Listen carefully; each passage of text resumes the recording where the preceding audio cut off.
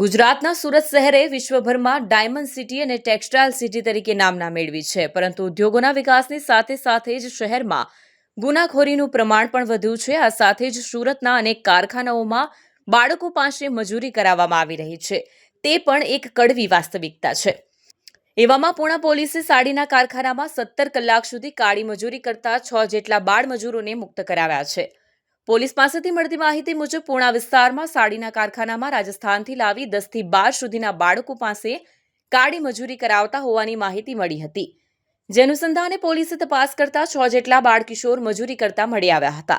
વધુમાં બાળકોએ પોલીસ અધિકારીને જણાવ્યું કે વહેલી સવારે 5 કલાકે શેઠ કામ કરવામાં ઉઠાડી દેતો હતો. જો ઉઠવામાં સહેજ પણ મોડું કરે તો તેમને બેરહેમેથી ફટકારવામાં આવતા હતા.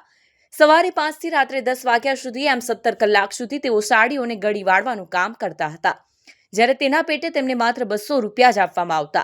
બાળકોની આપવીતી સાંભળીને પોલીસે બાળકોને ચાઇલ્ડ વેલફેર સેન્ટરમાં મોકલી આપ્યા હતા અને પોલીસે દિલીપસિંહ વર્દીસિંહ રાજપૂત અને સુરેશસિંહ નાથુસિંહ ખરવડની અટકાયત કરી જેલ હવાલે કર્યા હતા.